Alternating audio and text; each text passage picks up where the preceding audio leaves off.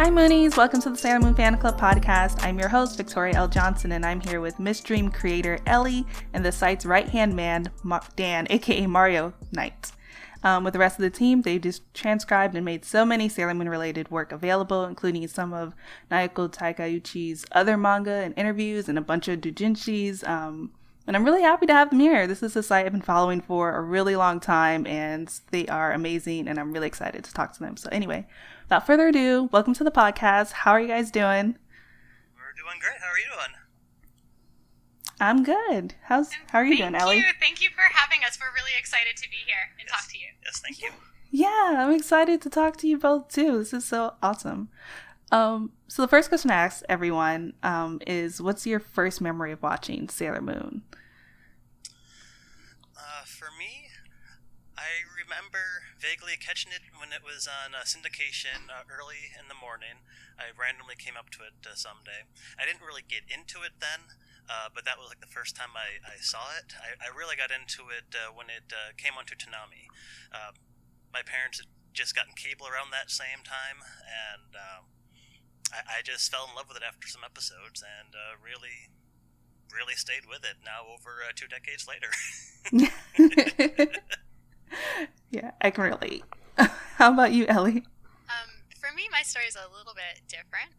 I actually, at the time, I happened to be browsing maybe a bootleg shop in Chinatown as a kid. And there's a particular underground mall, I won't name it by name, in New York City, where you can find subtitled, at least in the 90s, you could find subtitled VHS that were usually imported from, like, Hong Kong. So a lot of, like, Cantonese bootlegs. Anyway, I happened to be walking around, and I was with my younger brother, and he was darting in and out between stores. And anyway, I ended up looking for him, and I went inside of this shop in the underground mall, and they had like a little CRT monitor hanging in the corner, and they were playing like a bootleg VHS of the Sailor Stars anime, which I had never seen before. And at the time, I was like maybe 10 or something, and actually, my younger brother liked Sailor Moon more than me. So when I found him, I like brought him back to the shop, and I was like, oh my god, like look, there's all this Sailor Moon stuff that you didn't know about. And long story short, we ended up buying like way too many bootlegs, and I became more obsessed than he did. And because the bootlegs were so bad, I was like, dang, I really wish I could speak Japanese. Right. So that influenced a big part of my life. But yeah, it started when I was a kid, just watching cartoons. Yeah, that's so cool. I love hearing different ways people find Sailor Moon. It's always a fun story to hear. You say your brother, is he not into it at all anymore? Not so much anymore. No, he like quickly grew out of that, and like by the time he's like 5 or 6 years younger than me, so by the time that he was like 8, it was like way not cool to like little girly shows. That was like liking My Little Pony or something. He was super embarrassed. So I mean, he still likes anime, but he's not like a huge fan the way we were when we were kids. Yeah, I could see that happening. Me? Oh, so I actually have a similar story to kind of both of you. So I was actually just home, and my older brother just came. My other brother's really into anime. He's about 10 or 15 years older than me. So like he grew up in like the 80s, like 90s, like Ninja Scroll Slayers kind of era. So he's kind of like really in tune. So he just came in. I was sitting in the living room, and I remember he's just like, "Oh, this show's coming on. You should watch it. I think you'll like it." And so I'm like, "Okay." And I'm like 6 or 7 at the time, and it's Sailor Moon. It's the first episode, and it's coming on Toonami. And just from then on, I was hooked. Yeah, and that was it. And then, after it went off of Toonami, that was kind of stuck with me. And then, I think later on, I was able to find some like bootlegs and rewatch it when I was in like middle school, high school around that time, and like still loved it. And then obviously now I have these like bootleg DVDs. I can rewatch it all the time. And yeah, that was it. That's so awesome. And I think it's really great. Like, I think many people I've met over the years have always had these kind of deep family connections with Sailor Moon. Like, it's never, like for me at least, many times when I talk about Sailor Moon, it's always in the context of, oh yeah, this is something I used to watch like when I was a kid with my brothers or my sisters or my uncles or my aunties or my cousins or my best friends, right? And it's always been like a very community experience. I think that's what's so great about it and what makes it kind of withstand the test of time. because it's something we can connect to over and over and over, like any other fairy tale. Yeah, absolutely. And I watched that with my brother all the time as well. We almost always watched that together when I was still living with the parents' house. Right. And, yeah, there were some good memories watching that together. Yeah, it's great. It's so fun. It's funny how it's all brothers for us, too, that brought us to Sailor Moon. Dudes like Sailor Moon more than they want to admit, I think. Totally. Younger boys, yeah. Definitely. I think they loved it. Probably the same way like with your younger brother. Like, they loved it until, like, someone told them it wasn't cool. And they were like, oh, no, I can't watch this thing. But yeah. I bet there's a lot of them. Did you guys have any episodes that stood out for you over time? Can't think of any or moments, individual episodes, but the whole S season really stood out to me over the rest. Like I did get hooked into the first 2 seasons. That's what really drew me in, but I was just really impressed with S. Like the sheer amount of like symbolism they had throughout that didn't really wasn't as prominent in the first couple of seasons. And the fact that all of these, since you didn't, get along right away, I like that kind of dynamic. It really seemed like that the storytelling just really like jumped up a level, and so most of those the storybound episodes of that season really stood out to me. Yeah. How about you, Ellie? For me, I can't remember the episode title, but one episode of the anime that always stood out to me is towards the end of the first season, they end up visiting like the ruins of the Moon Kingdom, and they meet like Queen Serenity for the first time. And I have always had a very deep fondness and affection for the concept of the Silver Millennium and like this strong female ruler. Like the idea, I think that was like what really attracted me to the show as a little kid, was like, whoa, this lady's a queen on the moon, and actually there's not a really strong male presence. Like the show's not about a king, it's not about the men so much, it's really focused on women. And so I felt like I could connect to it. And anyway, like for some reason, like that particular episode really stood out because it was not only just about the beauty of a relationship between a mother and their daughter and their love that would like kind of transcend time, right? But also it was also about her relationships with other women, and she was not necessarily, and Sailor Moon's highly sexualized, and that's another topic, but it seemed to be a story that was really in the lens of a woman, even though culturally in the early 90s male gaze definitely a thing, right. But at least for me at the time, I saw that this was about powerful women and women that could be strong and could be leaders.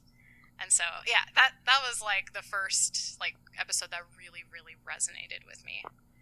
Yeah, I think that definitely resonated with me too. Just, I think it was the first time I really kind of understood and saw like lore and like backstory and like flashbacks and like that, like seeing how those story devices could work and just being interested in that. Because, I think before that I was probably just watching like straight cartoons, and that was the first time I was like, whoa, there's like a deeper thing going on here. Oh yeah, that really stood out to me too, because like, when you're growing up on American cartoons in the 80s and the 90s, they're really more episodic based, but Sailor Moon had like more of a story weave throughout. That yeah, some episodes were more episodic, but there was like a general plot going through that we really didn't get in America until a decade or two later. So that was also really made that show stand out to me so much. Yeah. And I mean, I have to give some credit to Dragon Ball Z too, because I was definitely watching that as well at the time, but Sailor Moon obviously has a deeper hold on me. Yep. Yeah. And I'm going to ask both of you this. Is there a Sailor Scout that stood out to you, or a Sailor Scout that you wanted to be? Well, I can't really say wanted to be, but no, I've always enjoyed Sailor Venus the most. She's always been my favorite. She's the like mix of like a good leader, but also is in her element, like being silly at the same time.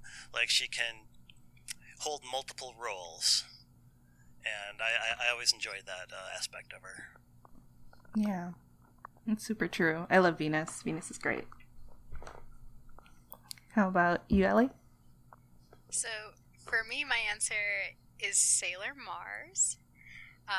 And the reason I really have always liked her as my perhaps favorite character in the entire series is that she's always been aloof and alone. And it very much came out of a sense of social anxiety and like feeling like she didn't belong, like feeling like an outsider. And I think many children can connect to that and feel how that can be real and present in their own lives. And so for me, I was very shy when I was young, and I really struggled to connect to other people and make friends. I've always had like maybe some level of anxiety interacting with people, and so I recognized a lot of the same things, like in the episodes that were early about Sailor Mars, where she's like getting bullied because the kids are like, she's too stuck up. I was like, oh shit, it hurts. It's too real, you know. So misunderstood. But it felt like a character I could connect to, right? And it's like, yeah, she has a hot temper and a sharp tongue, and she can be like kind of mean, actually very mean, and but she's very independent and deeply spiritual, and those are strengths too, and those are honored and respected. So she's always been my favorite. But what about you, Victoria? Oh, I like how you're asking me these questions too. I'm interested. I want to hear your perspective. Yeah, I've always loved Sailor Moon. I just always identified with her, which I'm not entirely sure why, because I wasn't bad at school, but I think just like this idea of like her being kind of imperfect, and you know, I was scared of like scary movies, so that lines up. But yeah, I think just something about her just always stood out to me as just someone I could relate to, but also the fact that she could be a hero and the leader. Like it wasn't like she wasn't the ideal like chosen one, but at the same time like she had to step up to the plate. So like that always just like allured me. But I also really love Sailor Venus, like Dan, because I just think she's really cool. I love that, like I'm a huge Batman fan, so like the fact that like she originally started off as kind of like a detective-y kind of character is really interesting to me. And just I love the glasses too. Like I really wish they kept that in Sailor Moon's design as well. But I love the red glasses on Venus. Yeah.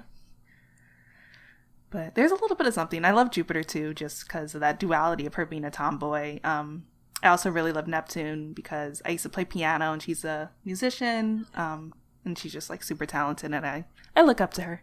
But I think that's what's like so great about the series, right? I mean, every character is almost like a little bit of a duality unto themselves, right? Like we expect people who are masculine maybe not to act hyper feminine the way that Jupiter does, right? She can be very powerful and masculine in one aspect, but she can be soft and hyper feminine in another. She can be kind of the reverse of herself.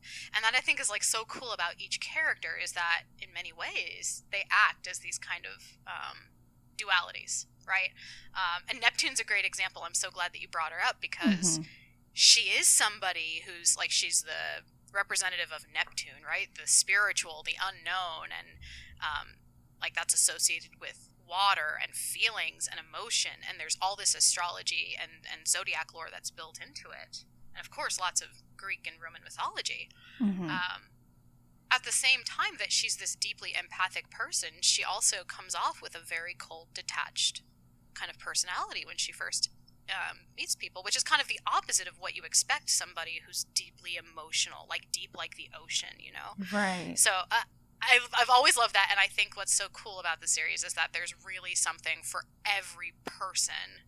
I don't care what gender or sexual identity. I think really for every person in the world, there's something that you can find in Sailor Moon that speaks to your soul.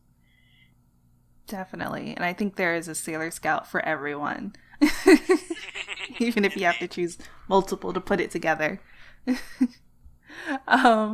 So I want to talk a little bit about Miss Dream, because this is kind of like what brought us together. How did the site come about? Ooh, that's a me question. Yeah. This is, you came in, it started with me. Yeah. So this is kind of a personal story, but I'll share. I think after these many years, I feel comfortable sharing. I had my son. I have a son who's 12. I had him very young. And shortly after he was born, I was still,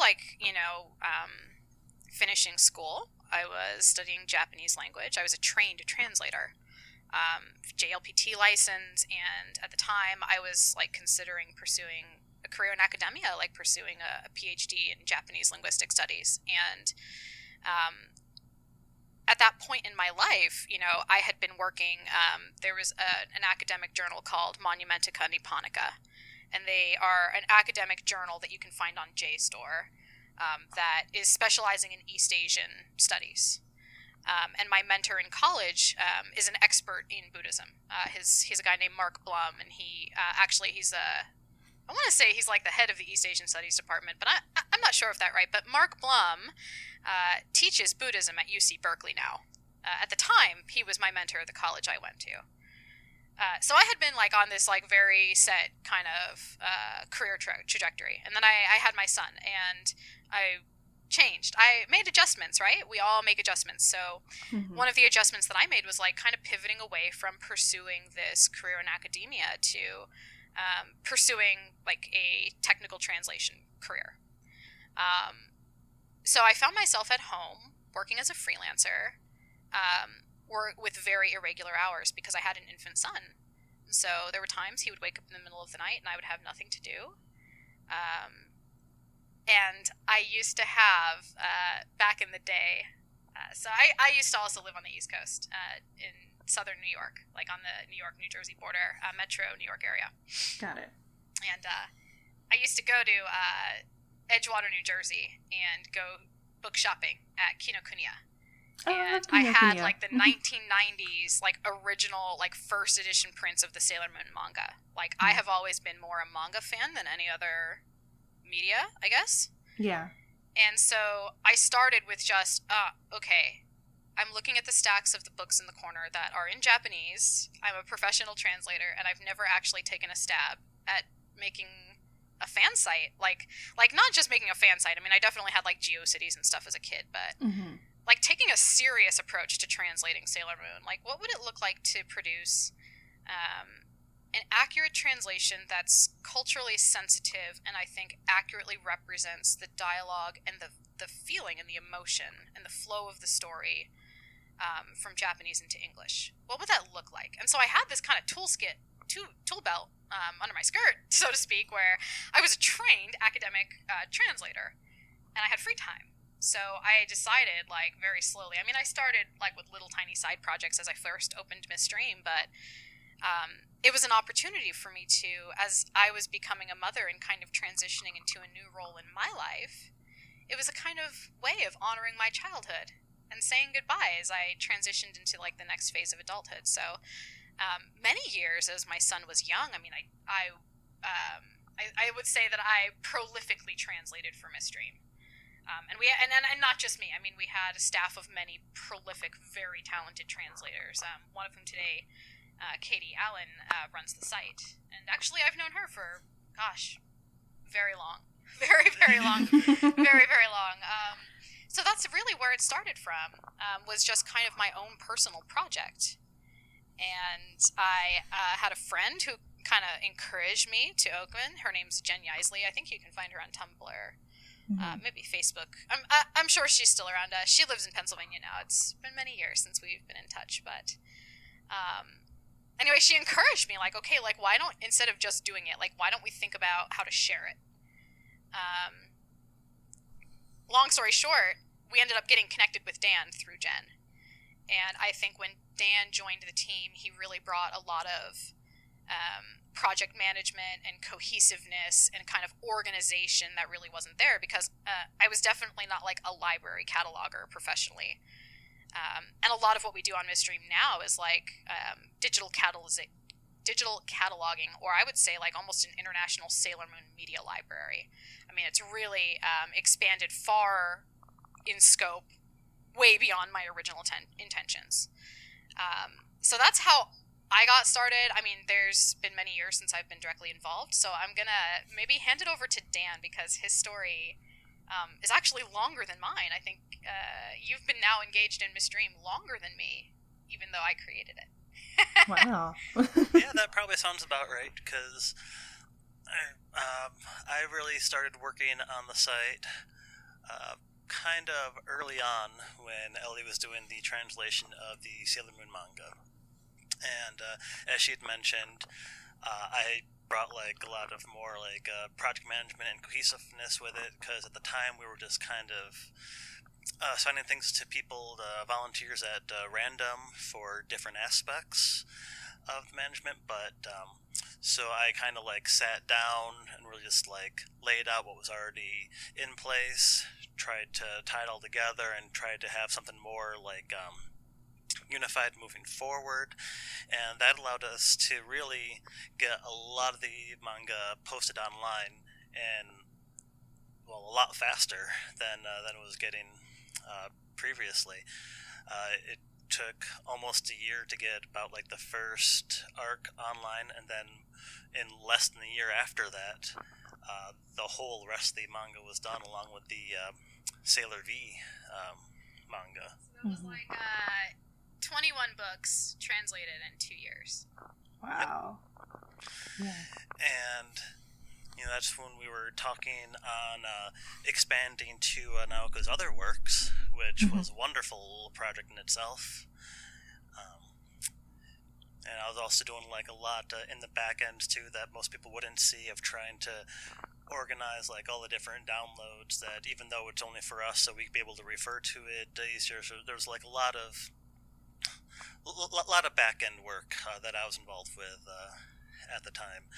And then things really exploded when we had a very generous donor, who we still keep in contact with today, who offered to help us catalog all of the Nakiyoshi that Sailor Moon appeared in, and that things really exploded after that point, because then we would take these Nakiyoshi, take them apart, scan them. We decided to both scan like the entire issue, as well as do manual scans of any of Naoko's work in the Nakiyoshi issues. So we really started as a big catalog service at that point, and we just hit the while translating musicals, all of Pretty Guardian Sailor Moon, dozens of audio CDs. I mean, Dan managed a project catalog that I think would say, looking back on it now, was so ambitious that I don't remember how we did it in our early 20s. I mean, I think it was very caffeine fueled. Yeah, definitely very, very caffeine fueled, and yeah, luckily we'd put a lot of stuff under the belt by the time the new musical started, and it was wonderful being able to do projects like that in real time with Japan. La Reconquista was probably the most hectic weekend of all of our lives, but being able to turn around as much as all of us did in that literally weekend was just nothing short of amazing. And I think that's probably like what we're probably most known for, because of like that turnaround for something that was actually new, and not because when we translated the manga, that was before Kodansha even had the license to do the manga, and so that was literally the first like new translation of the manga in years. And with the new musicals, that was the first time we had any new Sailor Moon content in decades, literally, like in the world. And that really, things really exploded then, both just in popularity, and we had little issues with the network on our server that we had caused. That was delightful. But just that one day, because there were so many people jumping on that particular night, which is to be expected, but we wrote it out. Yeah, I mean, Sailor Moon fans are dedicated. I think that's one thing we can say for sure. And yeah, I have to just thank you, both of you, just because, I mean, this site has been a huge, like, valuable resource for me, and as a fan, and, creating this podcast, just be able to go back and read a lot of, Naoko's work, and, old magazines and interviews, and then now I realize, I hadn't been on the site in so long, that you have this whole section with, like, all these doujinshis, and I'm like, oh, I need to read through all of these one day. There's so many. Much, and... Yeah. I think we also have, like, that part is going to expand even more. Wow. What's so cool to me about the Sailor Moon community, Victoria, is just how generous and interconnected people are. Mm-hmm. So we opened Midstream, let's see, 2009, I think, or 8. No, I definitely anyway, I'm not sure exactly, but it's been over a decade, and we didn't anticipate doing any of this. I mean, it really started, I think, as Dan mentioned, we had our first serious patron who said, we're going to help engage you to do a research project, and we want you to find and procure every single issue of Nakayoshi and these backorder rare Japanese antique magazines that have been decades out of print. And we're going to pay for the whole thing, and we're going to buy you, we had one generous donor who got us a professional, like, automated dual-side scanner. I mean, it's, like, ridiculous. It's like a $10,000 piece of equipment. Wow. We've had people over the years send us, like, bookbinding equipment, or just, hey, I'm bored of all of my VHS or my Laserdiscs or whatever. Do you want to take it and catalog it for the site? I mean, we've had people reach out with total strangers who don't need to trust us. Like, I don't know why people do. Like, I'm just like, cool, here's my P.O. box. Like, yeah, send your stuff. I'll catalog it. But we've come into contact with so many generous people that I have to say it can't just be coincidence. I really think that there is something really deeply compassionate and interconnected about the Sailor Moon community that allows it to be this prolific, because for sure no one or two person enterprise can do this alone. I mean, this is really a representation of this entire community over more than a decade. Yeah. So I mean, like, we've not just had one patron like that who helped us catalog perhaps print media, but we have another patron, and this is really cool. I'm excited to share this. He's a retired fellow who lives in Southern California, and he actually had opportunity throughout his career to travel to Japan and attend Comiket. And if you've never heard of it, Comiket is this, what do you call? Like a fanzine conference, like fan magazines, I guess you would call them. And the copyright infringement is kind of looked at the other way. And anyway, they hold this in Tokyo every year for, decades. It's like an open-air market. I don't know what's going to happen with COVID, but anyway, this particular gentleman, starting in 1992 when the series premiered, would attend Comiket for all of the days and would buy every single Sailor Moon-related zine he could find. He did this every year from 1992 until he retired a couple years ago. Wow. So the gentleman has, I want to say, he said he has an entire storage unit for it, so we're looking at, I think, what did he say, like 10 to 20,000 titles? Yeah, it was definitely within that. Yeah, I mean, the guy, to say that he's a collector is maybe an understatement, right? Yeah. The guy has a private library, and he reached out to us several years ago, and we've been slowly, for years, making our way through digitizing and sharing his library with the world. And what a cool and rare opportunity is that, you know? That kind of dedication, I'm saying, like, exists over and over and over again in this fandom. And it's generous. It's not, I did this and I'm hoarding it to myself. It's, I did this and I want to share it with everybody. And so now it's kind of like we don't need to do anything. Like, really, we can just spotlight what these other incredible collectors and contributors and artists have been really bringing to the table for years. Yeah, actually an alternate title for this podcast before was Sailor Moon fans are the best people on Earth, which is loosely based on It's true. Yeah, because I truly think so. Like, I have yet to meet a Sailor Moon fan I did not get along with. Awesome. And I just, like you said, they're just some of the most generous people, and I think it says a lot for the show, just like the values it teaches and the kind of people it attracts. But that's so amazing. Like, I can't even imagine, like, going to a convention and being that dedicated that you buy every single, like, Sailor Moon fan comic. Like, he told me he used to go with rolling luggage.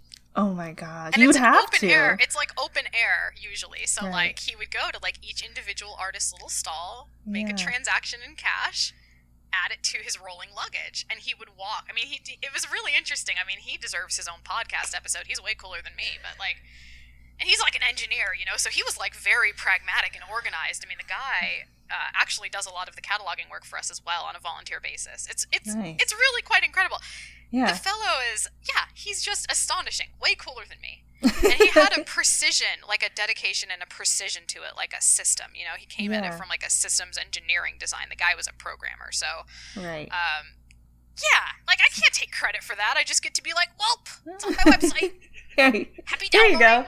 Maybe I'll translate it. Like, Yeah, but I mean, it says a lot though that you guys were like ready to like do this, you know, for this guy. Like the fact that you guys had this up and like have a system together for him to be like, here. But that's kind of why he reached up, because he saw, it's like, well, Right. I have all of these doujinshis that I really want to share, but I don't have the infrastructure to do that. He comes across Mistream at some point and is like, well, these people do, let's see if they're interested, and that's really how that relationship started. Yeah, that's so cool. That's amazing. I can't wait. It's by accident, okay? Right. Like I didn't anticipate somebody giving us professional digitization equipment for free and then being like, hi, I'm sending you 15 boxes of comic books in the mail. Please do the thing. Like, I could have never planned for that. Like, I never imagined this. So it's actually, like, I kind of feel like, well, shit, I kind of have obligation, right? Like, I'm in this weird, unique, alternate timeline reality where I get to engage in, like, really doing this kind of archival work that I never expected to become an expert on or know anything about. Like, I was going to translate a Buddha and a Buddhist sutra and maybe study abroad for a while. Like, I didn't have any of these plans. Like, they just popped up. So it's been really cool to see how it's evolved all on its own. And it's really been the fandom that evolved it. Like, I try not to feel overwhelmed, but it's a lot. Like, like it's not just me who's like the weirdo who's like, I'm going to translate all the books. Like, there's a lot of people who are exceptionally well organized, who have a very similar like cataloging mindset and sharing mindset. Deeply intellectual people. I mean, it's been the best part of the whole journey, is just the people that you meet along the way have been so cool and interesting. Yeah. And it's funny because I'm looking at my questions and I realized the next question I was going to ask you was, what's the rarest thing you think you have? And I'm like, well, I think you already kind of answered that. The rarest? No, we didn't answer the rarest. I mean, these doujinshis from 1992 from... Oh yeah, that's. I'm trying to rare. think more of like official, since the doujinshis really are their own category. But that's I guess that. Yeah, what's the most official, rarest thing you have on the site? What do you think? I mean, we found like a couple of like outlier magazines that have like interviews or photo shoots with Naoko Takeuchi that haven't really gotten attention. What? You mean for Sailor Moon stuff specifically? Yeah, I think the rarest Sailor Moon item we own. Oh, yeah, that's... I should have anticipated this one. You know why we can't answer? I'll be frank. I'm an anti-hoarder. And I get like a lot of rare objects or something, but then I digitize them, and then we turn the scraps into art, or we've sold it on our garage sale, or we really haven't kept a lot of it around once we digitize it. And that's been kind of interesting too, is like there's kind of this subculture of people that make art out of used Miss Dream supplies? Question mark? It's really cool. Yeah. But like I once saw this chick on YouTube. She like made a binder where she like printed out all of our translations of like a magazine or something, and put it in a laminated binder, and like made her own book out of our translations. And I was like, WTF? This is incredible. Like, we had another woman who bought like our torn apart versions of Nakayoshi magazine, where Sailor Moon was first serialized when Naoko was like 20. And she would make like origami and bookmarks out of it, and like all kinds of paper mache, and like just incredible, super creative art. Yeah. So that's been interesting. So the rarest thing we own is maybe hard to say, because what's in the house right now is very minimal. And actually we're in the process of cataloging and selling even more of it. Maybe right now it would be our Sailor Moon art books. What do you call them? Oh yeah, maybe volumes 3 and 4. Yeah, maybe volumes 3 and 4. But if we had to talk about the rarest thing on the site, Yeah. It would be the translation of the Infinity Collection art book. Mm. We had a really close friend who lives up in Boston. She's also a fairly well-known Sailor Moon collector. She goes by Saki. And she helped share, she owns this art book, and I think there were only 10,000 copies ever printed in the world. And she and another lady named Meg Tyler, she's another, I would say fairly well-known Sailor Moon collector as well. The two of them collaborated and actually helped us, without damaging these extremely rare books, digitize in very high-quality DPI these books, these extremely rare Infinity art book collections. And what they are is basically, at the end of Sailor Moon, every famous anime and manga artist in the industry during the 90s basically put together a collaborative art book, like a fanzine about Sailor Moon. So Naoko Takeuchi contributes like a few of the art pieces, but also like the creator of another famous show from the 90s in Japan was called Goldfish Panic. The artist of Goldfish Panic contributed to the Infinity art book. So many, many famous people contributed. And there's liner notes, which are in the manga industry, like the artist will make like little tiny blurbs about what they're drawing and what this character design looks like, or like a farewell note or some kind of kind message. And it was really cool to, first of all, know two people in America who actually own this book. Because WTF, like it was published in the early 90s, so by the time we were scanning it, it was already like 10 years or so out of print, maybe even 15 years out of print. And we had people who were willing to trust us. I mean, these items are very expensive. I don't want to talk too much money, but it's maybe an unreasonable amount of money to spend on an art book. And they allowed us, like, it's fragile, the kind of digitization work we do, and there's a real risk that we can break the spine or irreparably bend or damage the paper, especially because the inserts are made out of very delicate rice paper. So that project, I would say, is absolutely... Not only did we digitize it all, but then we also translated it all into English for the first time. There's never been an official translation. So that's probably the rarest artifact that we've come across. But we've gotten all kinds of cool shit over the years. Like, one of our patrons world travels professionally. He's a consultant. And he goes to Thailand, and he goes to Hong Kong, and he goes to Russia, and he goes everywhere. And he sends us versions of Sailor Moon in all of these different languages. So we've had, like, if you check our Raws page, we have, like, an international Raws section now, to where we have Sailor Moon content not just in English and Japanese. I mean, now we have to start keeping track of which countries we're representing, and which, like, we've now become a global data catalog, in a sense, for these resources. So, yeah, it's way too much.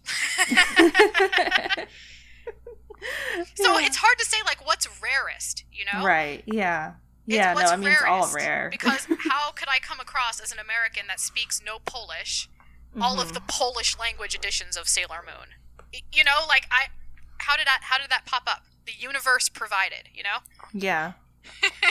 Man. Yeah, I think, I mean, everything's rare on here, so for the most part, especially, you know, it's so hard to find so many things now, especially since, like, I feel like for a while there was just not a lot of Sailor Moon merchandise out. Like you said, like, a lot of things went out of print. Like, they stopped, like, really selling t-shirts until a few years ago, at least over here. So, yeah, it's just, yeah, this is great. Just have it. So thanks again. And so you mentioned before how, like, Silver Millennium was kind of like your favorite. I noticed you also have the Silver Millennium Masquerade Ball, which I still need to attend one year. How did the idea for that come about? That was actually an idea in Ellie's head for some time. So I'm going to hand over the microphone to her for how she came up. So, yeah, I can't entirely take credit. Okay, so I don't know that we'll ever hold another Sailor Moon Masquerade Ball, frankly. It's been maybe almost, 4 years. Well, it's 3 years since we did the last one, and it was the first one. So I think that might have been a one and done kind of deal. Got it.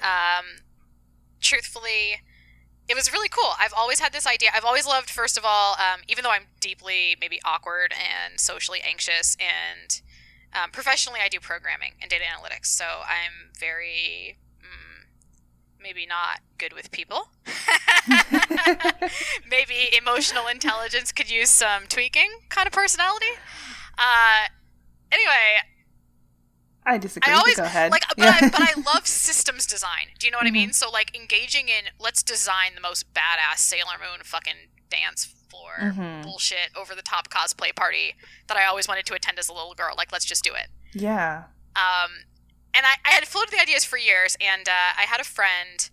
Her name was Lisa, and she runs the Sailor Moon meetup group based in New York City, and I think they actually are global. So they have like these Sailor Moon meetups all over in like major cities all over the world. I think she runs and organizes this. Yeah. And we've been friends with her, gosh, at like 15 years, something like that. Is this sorry, the International Sailor Moon Day? Is that? I think yes. Yes, okay. She is the founder. Yes, she's the founder of International Sailor Moon Day. That's right. Yeah. Anyway, at the time, like, we were starting to have these like New York City Sailor Moon meetups. It was like in the very early stages before International Sailor Moon Day was a thing. When we were still kind of, I mean, it used to be very informal. A group of Sailor Moon fans in New York City, in the New York City area, would kind of meet up. Usually in Manhattan, like, and go to Koreatown and do karaoke, go out to dinner, and then, like, maybe go to Kinokuniya or book off in Manhattan, maybe go to Chinatown if we were super adventurous that day. And then we would call it a day, right? And so it went from being this very informal, like, karaoke Sailor Moon fan club of maybe 10 people, and then Lisa took it to this whole other level and started really expanding out. And there was a gal at the time who was working as a producer. I want to say at Al Jazeera Network or something in New York City. But anyways, somebody who knew like camera work and knew how to do like a professional sound studio and knew how to do that kind of work. And so it was really cool. She was Lisa's friend, and so she encouraged Lisa, like, hey, branch this out. And so Lisa was like, damn, like, should we do like an International Sailor Moon Day? Should we do this, that, or the other? And I was like, look, I don't know about Sailor Moon International Day, but I think it's a cool idea, but I want to do something a lot more involved than that. And I was being a total jerk. Like, now that I look back on it, like, what she did was absolutely elaborate and completely involved. Like, it's a global service that she coordinates. It's really cool.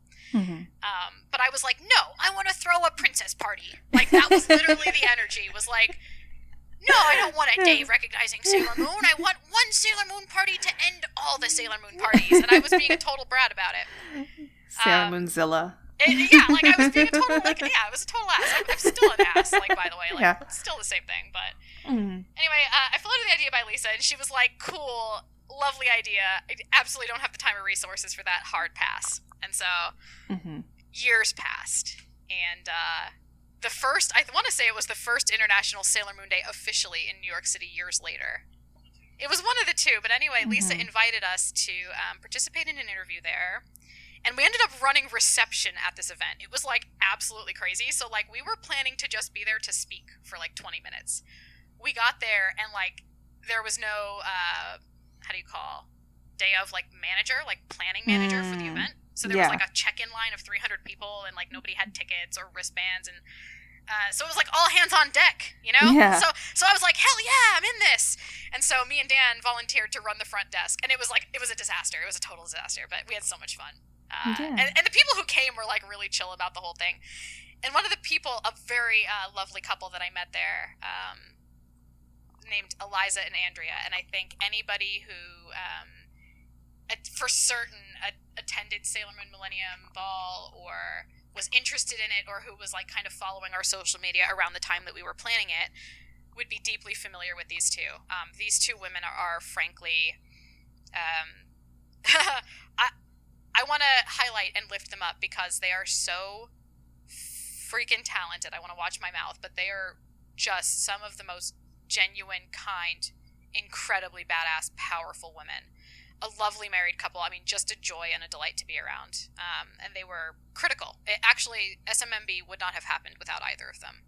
They actually, I would say, if we consider it like the cast of characters who was on staff, I mean,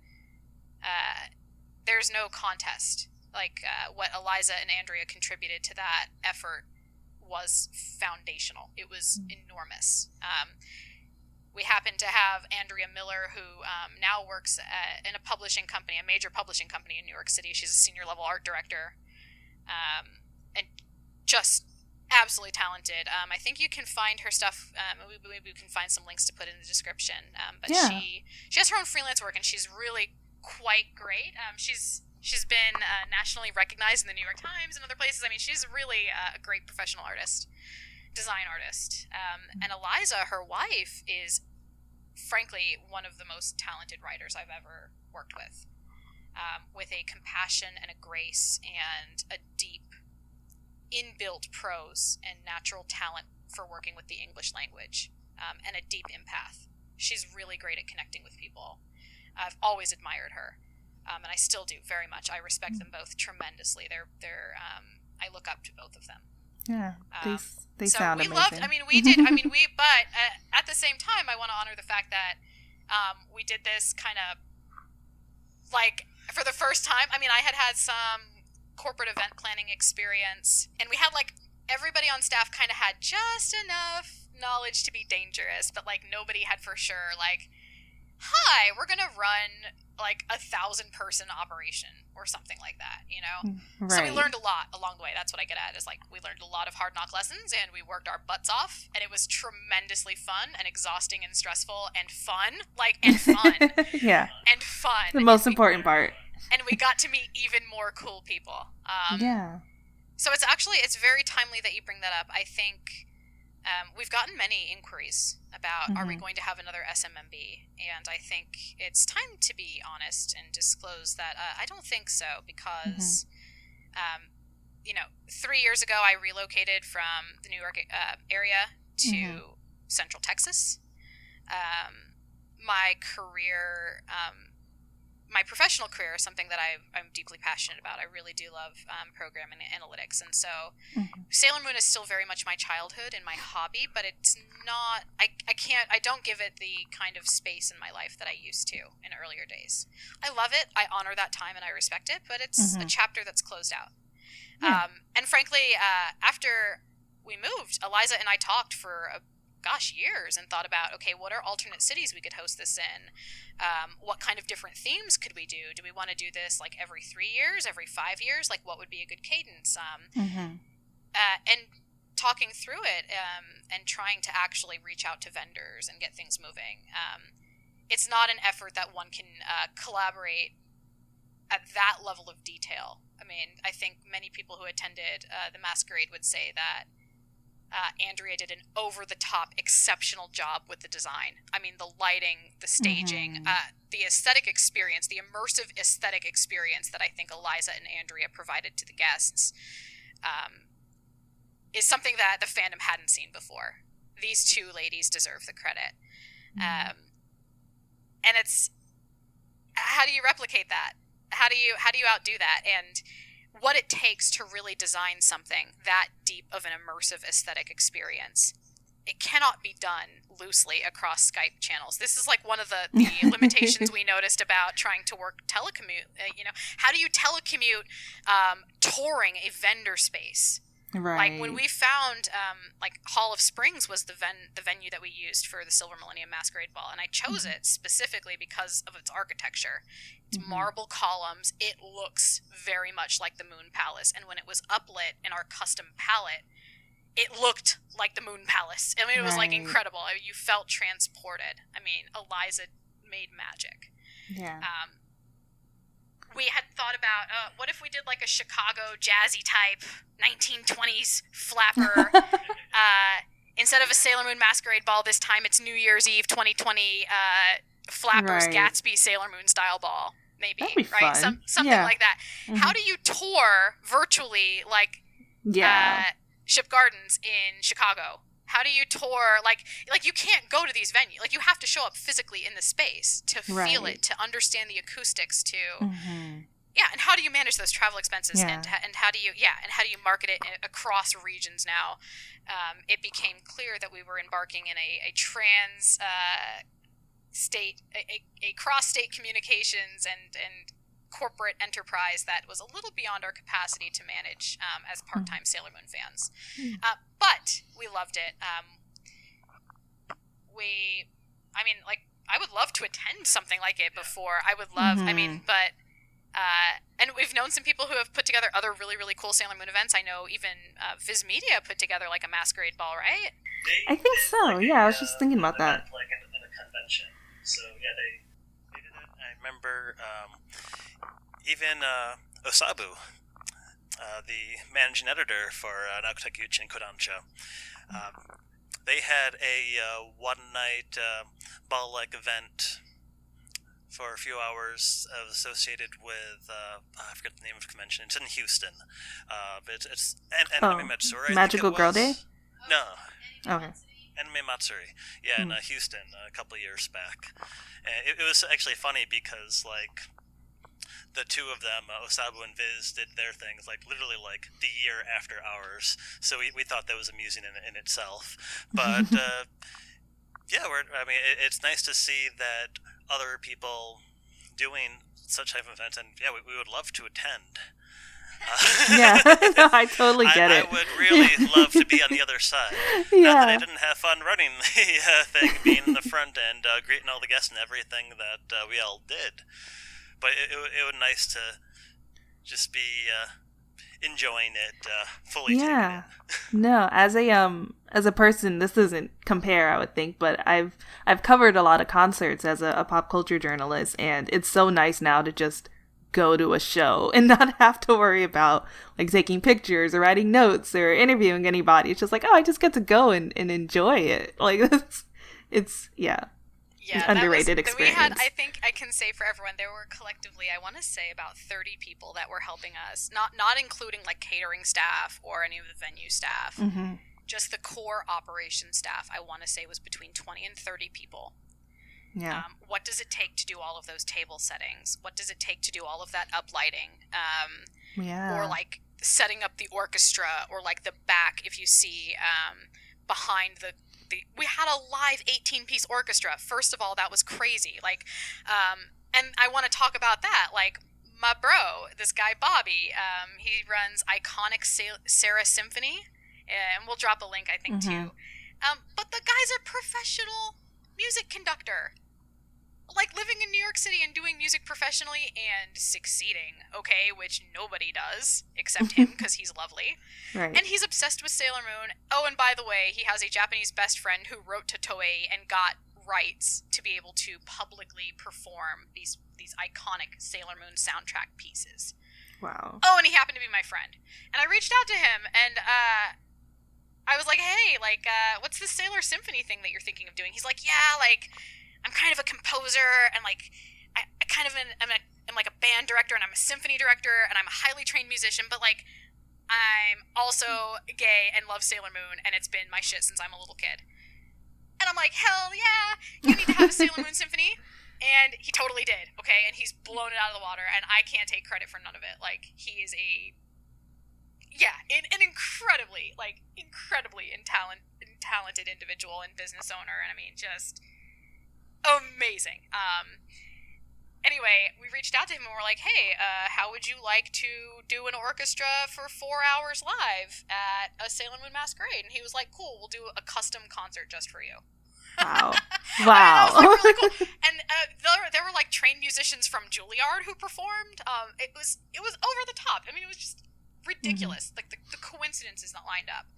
Yeah. Some other highlights. There's a very lovely gal, friends with her on Facebook too, and her name is Karen. She is a professional, I don't know, competitive gold star ballroom dancer. Oh, wow. And there's some media of her performing during the Masquerade Ball with her partner, and they are both just ridiculous. Like, and they were like, hey, can we just, like, really casually, because we're lovely people, just offer the night before the ball to teach everybody ballroom dancing for free? Like, can we just have a couple of hours to just teach 200 people how to ballroom dance for free for you? Gosh. And we were like, what? Yes. Yeah. Yes, please. Yes. The answer is yes, and yes, Right. and how soon? You did not need to ask. Yeah. Right. Yeah. And she happened to be living upstate near me in Saratoga Springs, and she's this is an area that is known for producing highly skilled ballroom dancers. Like the Saratoga Performing Arts Theater is there, the Saratoga Dance Ballet Troupe is there. Like it's incredible, and these people just happened to be like hardcore Sailor Moon fans, and they were like, "Yeah, we're gonna do a custom ballroom and orchestra piece." Like it was incredible. Like I can't take credit for that. Like none of us can take credit for that. Like it wasn't just one person. Like there were all these different people on staff that brought something so powerful and deeply unique to the table. And I wonder, can you really plan something like that, or does the universe have to collectivize in a way and give you that wish? And I feel like that's kind of what happened more with the ball, is like we had this kind of dream bubble in a capsule. And I remember the day that we worked that event, we started at I think Eliza and people were on deck at 8 a.m. Yeah, it's definitely in the morning. And we didn't stop unloading until 4 a.m. the next morning. I didn't get back to my apartment until 6 a.m. the next morning, and then I got pneumonia, okay? Oh my gosh. Yeah, I mean, we were like moving furniture out of this venue in negative 8-degree weather in a blizzard in upstate New York in the probably deep not of winter, okay? the Like we were cleanest. closer to Canada. Like it was ridiculous. It was ridiculous what we did. Yeah. And I don't think, frankly, possible to organically replicate, but it was such a blast. It was so much fun. Yeah. That sounds super fun. And you're giving me so many more people that need to be on this podcast, so thank you. We're going to have to talk about it afterwards. You need to send me all the names and contact information. But yeah, that's so cool. I totally get why it won't happen again. I'm hoping someone else does it so you guys can attend. And then in the meantime, we of course have, you're welcome. We have International Sailor Moon Day. We have Magical Girl Day in Texas, and a few other Sailor Moon related things we can go to in the meantime. And then there's Sailor Boom Party. I don't know if you've heard of them. They've been doing a lot of Zoom parties. Yeah, it's just been really fun. That sounds pretty nice. Yeah, I went to their Sailor Moon brunch yesterday, which was interesting. Yeah, brunch party. It was fun. And so I actually saw on your website, you learned Japanese. Ellie, I'm sorry, that you learned Japanese because of Sailor Moon? Is that right? Yeah, that's right. Isn't that crazy? Yeah. Who does that? What a weirdo. I have to commend you because that's what I wanted to do. I was just like, I want to learn Japanese so I can watch Sailor Moon and read it, and I never did. So I commend you. You can totally do it. You can totally do it. Anybody can totally do it. I'm really convinced of this. What it takes is being willing to study way too much. Like it's super, it's just, you're gonna, at least for me, I'm not naturally smart. I'm just diligent. So for me, it's just been diligence. And I've been studying, I wouldn't say I know Japanese. I would say I'm a lifelong learner. And I've been studying for 17 years now. Wow. And the depth of understanding that I have now is very different than the depth of understanding I had 1 year into my studies, 5 years into my studies, or 10. Right? You always learn that additional context over time, even as an English speaker, right? We all do this. Oh, yeah. So now it's kind of like a weird spot where sometimes, and I think many people who do any kind of creative endeavor this will speak to them. You look back at your early original work and you're like, oh my God, I'm so embarrassed. I wish I could tear this all down so no one can ever see what an unprepared amateur I really was. And I have definitely had tantrums, about Sailor Moon, about Miss Dream, about Sailor Moon Masquerade Ball, and Dan's always the one who talks me off the ledge, where I'm just like, no! Tear it off of the internet! No one should see my shame of when I was a younger baby translator who made mistakes. It's part of my history, too. It's the honest record of my own childhood and engaging in this media, so... Yeah, it's, I hope that answers your question. I'm not sure I did. I think maybe I trailed off course. No, I think you answered. I think, and I totally can relate. I have many articles online from years ago that I'm just like, please take this down. This is horrible writing. I don't know what was going on, but I've got the same thing too. I've been running sites for over a couple of decades now for Sailor Moon, so I've got some old stuff, and they're like, this didn't age well, but at the same time, I'm not going to willingly delete something because I also feel that it can show like an evolution of people over time and thoughts over time. Yeah. So that's why I never willingly delete any of my things from the past, even though I totally could and sometimes I want to, but... Yeah. I think that's especially cool, I think, with web design because... it's just so awesome to like go back, especially like with Wayback Machine, like to go back and see a site before, like even if it's not like perfect or it's just different, just like really captures a time like not much else things can. Like seeing websites over time. Yeah. And Dan, do you also speak Japanese? I do not. Or We can accurately say I've been lazy over the years and not studying it. I did take a couple of years of Japanese in early college, and I really didn't pick up anything after that, unfortunately. Yeah, no, I mean, I'm in the same boat with you. You actually did more than me, so I commend you. Thank you. Yeah, I can ask both of you though, since like Ellie, you've learned, and Dan, you took some classes. Do you either of you have any tips for anyone who wants to learn Japanese? Definitely repetition. I remember one thing that definitely helped me out during my time in the college classes was at least a few times a week, I would write my kana charts, by heart, because you've got to know the symbols, and you've got to get that practice in. And I can't. As soon as you lose that practice, you lose the knowledge. And within a year of me taking the classes, because I had stopped practicing as actively as I did during those 2 years, it just dwindled. And that's really the most important thing that I could possibly say.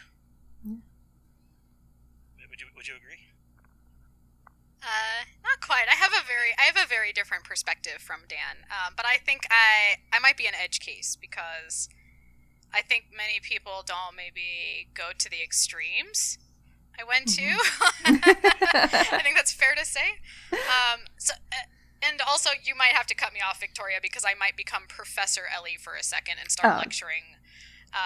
But completely fine. I started actually not just learning Japanese at a young age, but also being responsible to teach it to others at a young age. I worked as a TA in college teaching like introductory Japanese to people. I worked as a private tutor for many, many years, in addition to working as a technical translator. And so I believe anybody can learn Japanese. Anybody can learn any language. And the things that are the differentiators between the people who do it successfully and the people who don't, I think I agree with Dan where he says consistency is important. It's having the dogged willingness to, no matter what, every single day, push yourself to study for 30 minutes or an hour.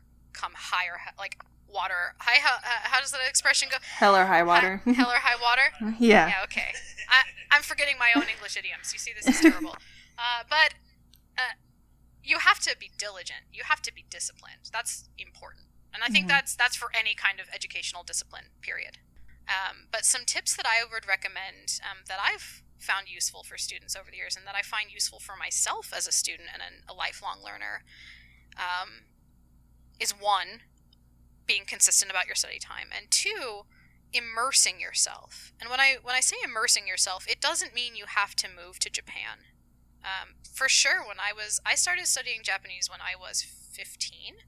And I didn't have the resources to go to Japan. Like, that was not available to me. So how did I do it instead? I immersed myself in what I could make available to me. I listened obsessively to Japanese music. I used to study, and translate Japanese lyrics, literally with a physical dictionary in hand, and just buy grammar dictionaries and see if I could puzzle out how to translate it in English. And I really sucked when I started. I was terrible. For most of it, I was terrible. But I kept showing up. And so you can pick any medium you want. I'm really convinced. You can learn Japanese through music. You can learn it through television shows or media. You can learn it through a manga series. You can learn it nowadays the kids do really cool stuff, and I'm really impressed with this, is like, I still take Japanese lessons. I'm studying for JLPT level 1, so I'm like being a weirdo. But I have a tutor, and anyway, she delivers all of our lessons online app, which is like a Japanese messaging app, like Skype or Microsoft Teams. And so we can telecommute Japanese lessons and hold conversations every single week or every couple times a week. With her, I might focus specifically on this stage in my career. Okay, I need to know every vocabulary about business intelligence and semiconductor technology. Go, right? So anyway, but it's about me making that intentional space to say, okay, today I'm going to keep honing this skill. And I'm doing it in the format of having a Skype conversation every week with a native speaker that's challenging me at my level of competence. So the way that you do it is different. I think everybody is a unique learning style, and that has to be respected. Some people are going to be auditory learners. Some people are going to have to learn by doing. That's how I have to learn. Some people learn by seeing. I know very many people who are incredible at reading and writing Japanese. They're just very visual thinkers. And I like to lie to myself and pretend I'm one of these people because I study kanji. But all of these different ways are valid to connect to study Japanese. And it's about really experimenting with every different kind of learning format and finding what works for you and then being disciplined. And what's so cool about modern technology, and this is like sidebar, it's so much easier to learn Japanese now than it was like 20 years ago. Like, can I give the elder millennial like complaint for a minute? Oh yeah, please do. Because my son is Gen Z, okay? And this kid has an app for everything. Like, these days there's an app I wish I had in college. This is called Kanji Quizzer. You can get it on the iPhone, and we'll figure out a link. But it sorts it. Like, if you want to get a licensed, like if you want to become a licensed, internationally recognized Japanese to English translator, you can get for free an app on your phone that'll just teach you all of the kanji set as flashcards just for free. Or nowadays you can just go on applications like WaniKani is like another great one to like teach you Japanese radicals or get you familiarized with Japanese phonetics and hatsuon, like pronunciation, and reading and writing and grammar. And there's all kinds of incredible dictionaries and YouTube resources, man. Like, right now I'm finding like YouTube channels that are for free. That's like all resources for studying JLPT N1. And learning Japanese conversationally from native speakers who are just like cool millennials with a webcam who are interested in teaching this stuff for free. It's incredible. Like, you don't even need to go to a university anymore. You just have to be willing to show up and work your ass off. That's revolutionary. That's so incredible. And I feel hella jealous, you know, like, my son is like a little anime fan. He likes Naruto and shonen stuff. And it's cool. He's like 12, you know. He's like, yeah, Naruto and Bleach is cool. And I'm like, yeah, buddy, it's cool. And he's like, I'm going to learn Japanese. I'm like, right on, dude. How are you going to learn Japanese? I'm like, here's a book. Here's some sheets. Here's a pen and a paper. Because when I learned as a teacher, like, we learned like different teaching styles. It changes over time. Like, I learned when I was an early instructor, always make your students use graphite pencils or crayons when they're learning to write Japanese characters. And I thought, what the hell? That's a weird request. Like, why? And the educator at the time explained to me, well, remember when you went to kindergarten and you were learning to draw block letters? Back in the 80s and the 90s and for the 70s and back in the day, you had maybe chalk. You had these kind of crude instruments, and they were intentionally used to instruct children how to read and write. And the psychology behind it, or the neurology behind it, I suppose is more accurate to say, is that when you use an instrument that you have to press hard down on with paper, when your tactical senses and your muscles are engaged in drawing the shape of the letter R, for example, you learn that character much faster. You build that muscle memory, and your language neuropses build faster and stronger. And so when I was a young educator, they insisted, like, your students will learn hiragana, katakana by drawing them in repetition 100 times. They will build muscle memory, right? So there was a lot more of this repetition, manual format of learning that was very popular. And that I frankly agreed with, you know, that was I think when you're trying to memorize 2,000 kanji, perhaps it's practical to realize and admit that some rote memorization and just some hard-ass work is going to be put in. Like, you just have to put in the time. There's no way around that.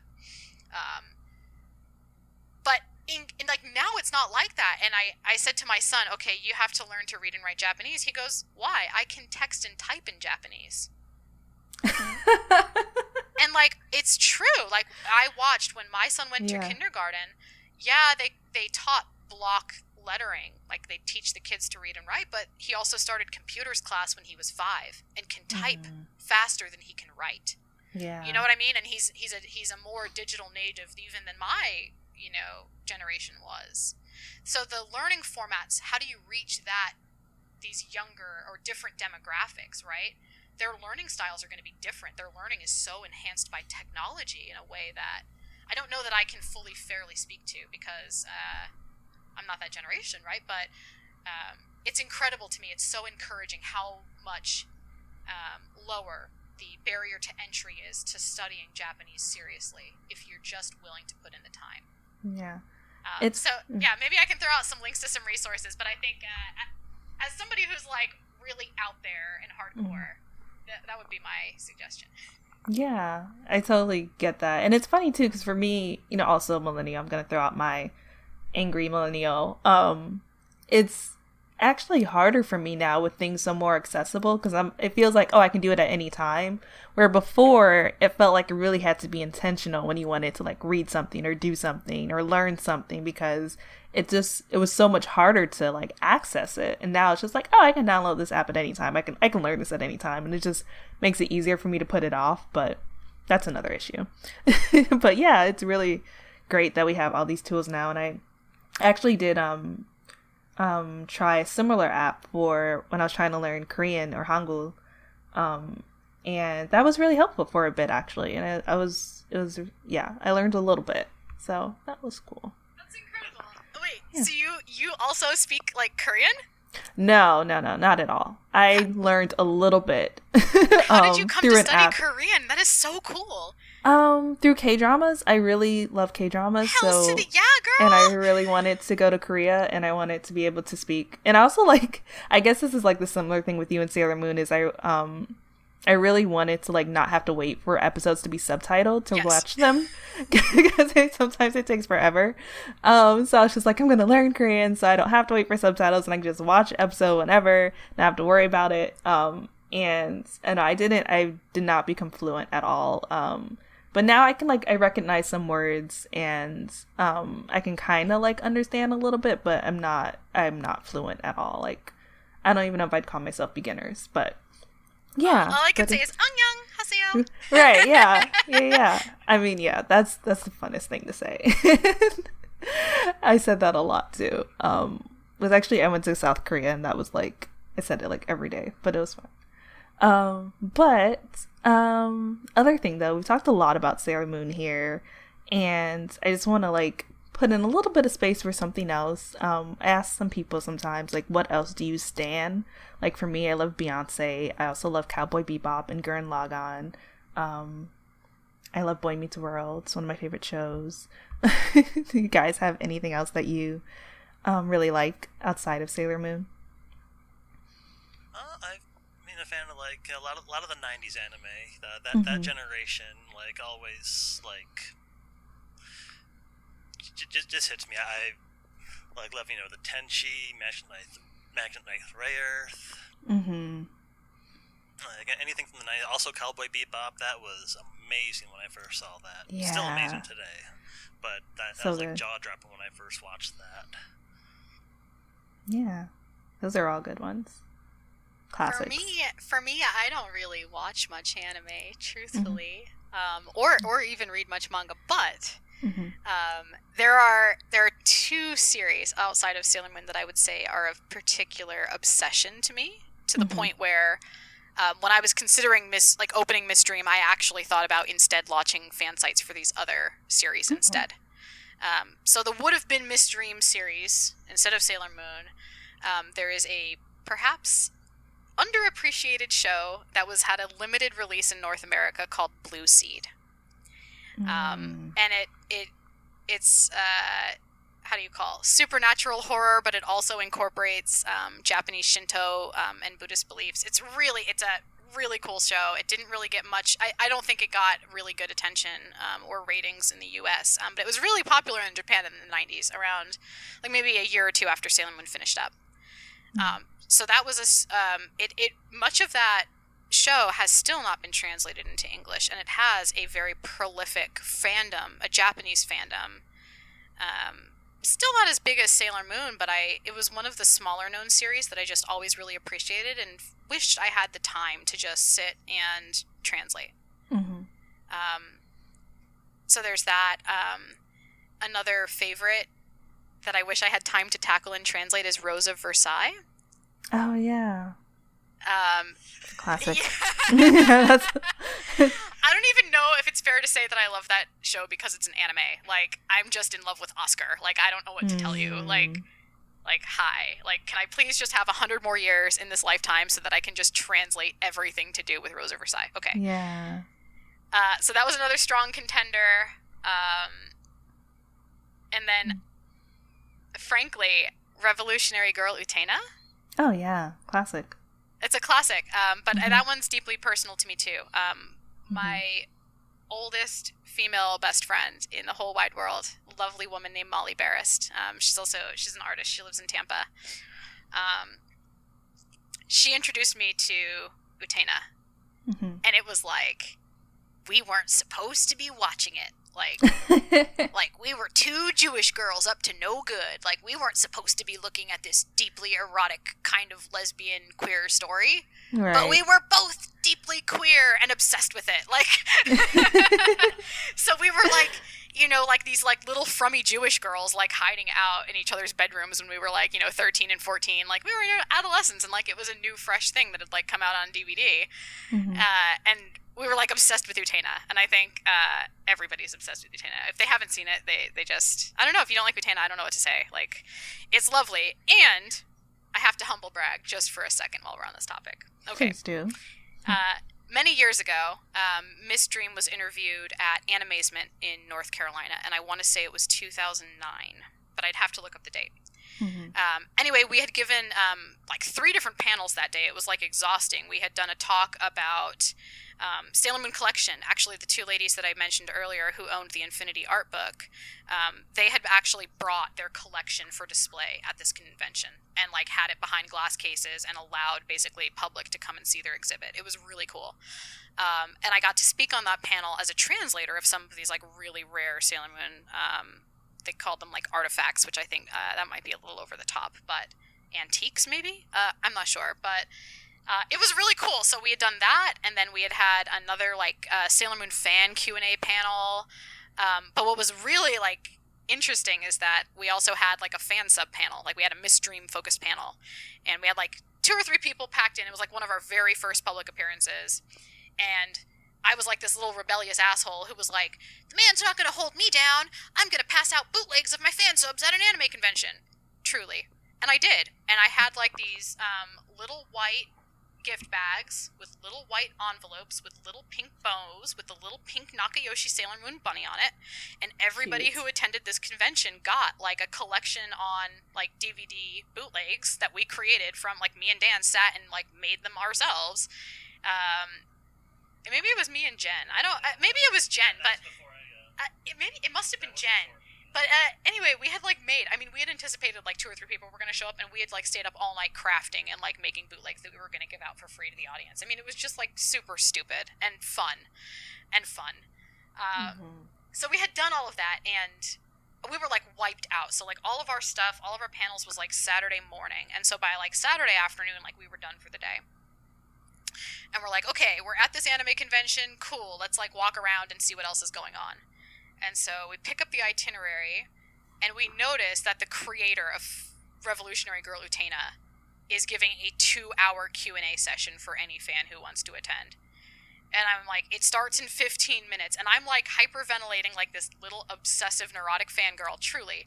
And I remember like noticing, oh my God, I have 15 minutes and there's like going to be a line. So I had better literally physically run down to the dealer's room and see what Revolutionary Girl Utena stuff I can buy that's merch to ask her to autograph for me because I love her. And like I felt like I was unprepared, and I felt like this is so unlike me. Like I'm usually a hyper planner, and like I showed up and I was like didn't know that the creator of one of my favorite series of all time just happened to be like there in North Carolina, right?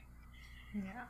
So like a jerk and an idiot, I like run to the dealer's room and I find some posters, and like they're like not even in great shape, and I'm like, I'm embarrassed. Like, God, why am I'm like beating myself up all the way back. And I make it in time, and I get into the panel room where she is, and anyway, I walk into the room and it's empty. Okay. Huh. Okay. Weird. So she's sitting at a table. She has a professional. He was so cute. He was a little Oji-san, little old Japanese uncle, and he's sitting next to her, and he's like, "Hello. Did you want to talk? You're here to see the Utena panel." And anyway, Chiho Saito. That's her name. It took me a second to come to it, but anyway, Chiho Saito is sitting there, little tiny Asian woman, just sitting by herself, like. Just looking down, like flipping through, like maybe the convention tour book or something. And I'm looking around and I'm like, this can't be real life. Like, nobody here knows or cares who she is. Or maybe we're early, or maybe they're here setting up and we're not supposed to be here yet. Like, I walked into the room feeling like we were in trouble. Like, that was like definitely the vibes. It's like, well, hello. Right. Anyway, it was me, a fellow named James, my friend Jen, and a couple of others at the time. And for 2 hours, we had Chiho Saito to ourselves. And me and James were both fluent in Japanese. And so we made friends with the translator, and we started chatting with him. And we translated, and we just asked all these questions about Utena. Just in a very, like in an unplanned, very weird pop-up kind of like subternatural, like how the hell did this happen kind of way. But she's really lovely. She's very soft-spoken. She's probably the shyest person I've ever encountered. She's one of those very low speakers, like that. But I was like, oh my God, I want to lean in to hear you, but I don't want to be in your personal bubble and gross you out. But you're so cute, and I love your work. So anyway, that was really cool. So there's actually, I never need to translate Utena, thankfully, because one of my very favorite websites that's still like my favorite to this day is, I think, otori.nu. We can send out a link, but there is a very dedicated translation staff that has a community even older than Sailor Moon and Miss Dreams, I would say. It is much larger and older and more established than the Miss Dream fan community. They have translated everything due to Utena. And they've done a freaking bang-up job of it. The ladies who run it are both also professional translators. They've also have like this incredible network of volunteers and patrons who really make this like very similar global digital catalog of all resources available for free. So they're really cool. So I felt like, okay, my choice is easy. That is so cool. I was just saying, your life is so random and serendipitous and amazing. Yeah, that's amazing. Oh, I guess I'm trying to figure out why the room was empty, and I guess like it's just so random, I think, for the creator to be at this convention in North Carolina that maybe just went over people's heads, or I'm like, what could have happened? But yeah, I think there was like also some scheduling conflict, because I remember the guy who was like the voice actor, the Japanese voice actor of Artemis, was at the same convention. Oh, wow. And he had done, like, some other, I don't know if it was Gundam or some other shonen series that was, like, super popular at the time. So maybe that one was, like, giving it, like, had more tension, and so it got taken away. But, frankly, I'm not sure. It was really strange. Yeah. But I still have the poster that she signed, and that's what's really cool about it, is, like, she had this. And it was, like, I felt so embarrassed, because we found, like, and I can sidebar and we can edit this out, but like there's a particular like very blue and silver drawing that she does of like the little mouse from the show, and she had like this special silver glitter pen that like exactly matched the mouse's tone. And and like the poster, I got it from the dealer's room, and it was like all wrinkled and like crumpled up, and I was like, oh, what a piece of crap looking poster, but it's my favorite image. And she's like, oh, this one's a little bit old, right? And then she was like super polite and just signed it anyway. Like, so it was cool. It was really cool. Yeah. I mean, sometimes it shows just how dedicated of a fan you are. Like, yes, I've had this poster for so many years. I've been carrying it around just so I would meet you. But no, Exactly. just in the moments. Yeah, that's so awesome. Thank you for sharing that. That's so cool. And so, like, last question. Of course, fortunately, we have to start wrapping up.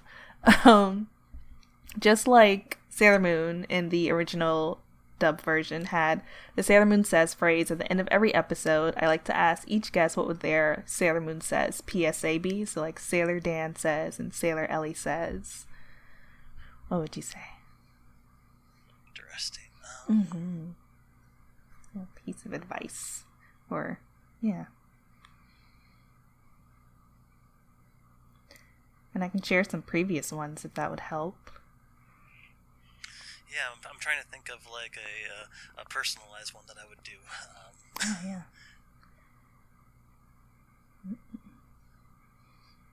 Do you have anything, Ellie, while Dan's thinking?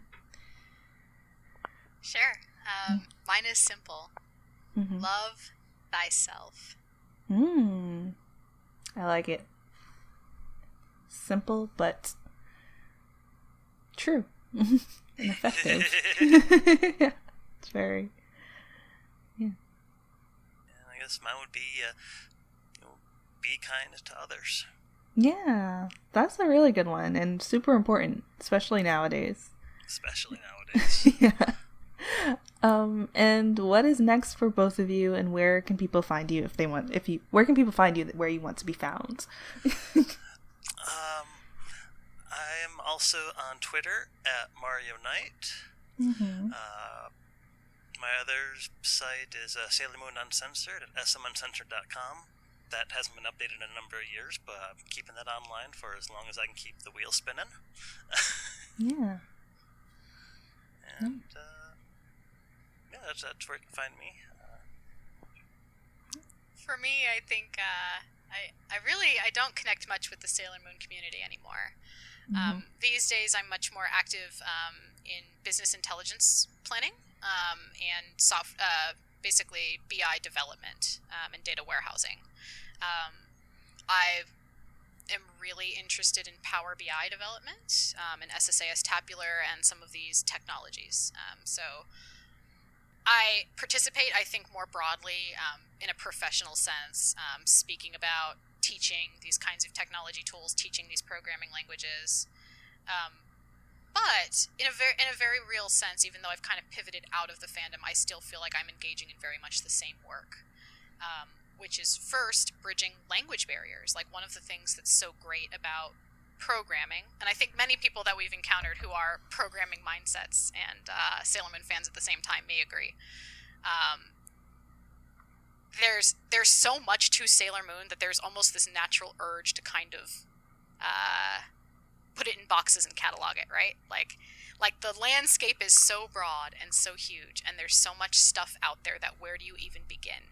And so, as an architect type, as a person who's like, okay, I like to design efficient systems, how do I make organization out of this kind of unbounded organic wildness of all of these resources? And I took it almost like a technical challenge. I didn't in the early days. I mean, Dan definitely led the way and taught me a lot about how to be a good programmer and a designer. But what's critical about, I think, Miss Dream is that it's really about bridging the how do you call it, language barrier and cultural barriers globally. It started with this small intention to do a very specific subset of two language interpretations. But now we have people who contribute translations from Cantonese into English or Italian into English. We have a gentleman in Brazil who does Portuguese into English for us. We've had German into English. I mean, it's way beyond.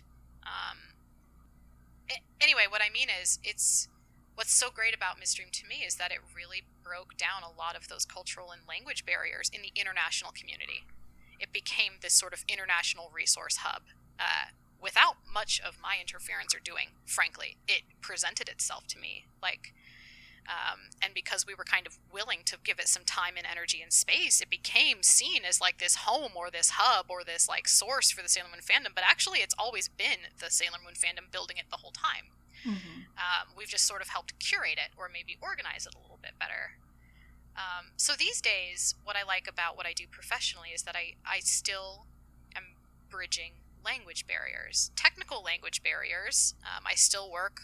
I travel internationally, and I still can work in Japanese and English, and I can still engage that way. But what I do, a lot of business intelligence work, is about communicating. It's about storytelling. It's about, and one of the things that's great about Sailor Moon is its story. It's compelling. And for me, I've found new ways to engage in my own need to break down those language barriers or collaborate more efficiently. Like a lot of the design work or programming work I do today is to become like single source of truth, or a lot of design and automation and data, or like statistical data analysis and data science and algorithm development and things like that. So it's definitely diverged off from Miss Dream, but the same parts of it that were beautiful to me, that were enticing about sharing these resources and sharing these different cultural interpretations of the same source material and seeing how different countries edited the source material over time to fit their culture. All of that's kind of out there. There's now a cohesive, I mean, the internet really revolutionized, of course, everyone's ability to connect, but I think for the Sailor Moon fandom, we've just been really blessed to come together. And not just my site, right? Moon Kitty and Manga Style and like many very established websites. So I can be found mostly on my LinkedIn, but it's mostly to do with BI and programming, not much to do with... I mean, I talk about translating, like technical translation for programming and BI, but maybe that would be a little like boring and dry for most Sailor Moon fans, I think. Yeah, well, there's of course Miss Dream subs on Twitter. People can follow if they want to. Yeah, I think we can leave it at that. I think who's running the Miss Dream subs Twitter account? Okay, Dan and Fred run it. See, I'll tell you truly, like I'm just like here to collect credit, even though I didn't really do much, because like I'm not really hands-on in any of the day-to-day operations in Miss Dream anymore. Like I would say, I want to be very fair about how I represent my own involvement these days, because I've definitely been a controversial figure in this community, to say the least. But it's. Yeah, I really can't take the credit. Like, these days, I kind of, like, help coordinate our patrons getting in touch with all of our different specialists who are volunteers, who staff the site. And I do a lot of procurement work because I can travel internationally or get things from friends and coworkers who live in Japan and get those kind of rare source materials onto the site. So I coordinate a lot of that, like, sort of patronage program, I guess you could call it. And then also just doing the research. Like, I do a lot of cross-language research to be able to catalog the materials that are coming in from all over the world. And so that's been really exciting. So I get the opportunity to, like, we had a gentleman, this was many years ago, but they sent us, like, all of the Animanga book. And I think it was, like, in Russian or something, right? And I'm like, shit, what's the name of this publisher? I can't read Cyrillic. And they're like, blah, blah, blah. And I'm like, oh, cool, right? Like, right? So, like, it's been really cool in that sense. It's like I get the opportunity to get exposed to all these different people from all over the world and kind of meet them halfway. And, like, half of the time we're, like, definitely having conversations through Google Translate because we don't speak each other's native languages, right? So that's been pretty cool. But it's very limited. Like, I would say maybe less than an hour a week I would spend on Miss Dream, if even that. Whereas, like, Dan and Fred and Katie and the people who are, like, the core operation staff now, for many people it could be considered a full-time job or at least a non-profit gig. Like, it's ridiculous. But we can't be a 503c. Like, we're bootleggers, so...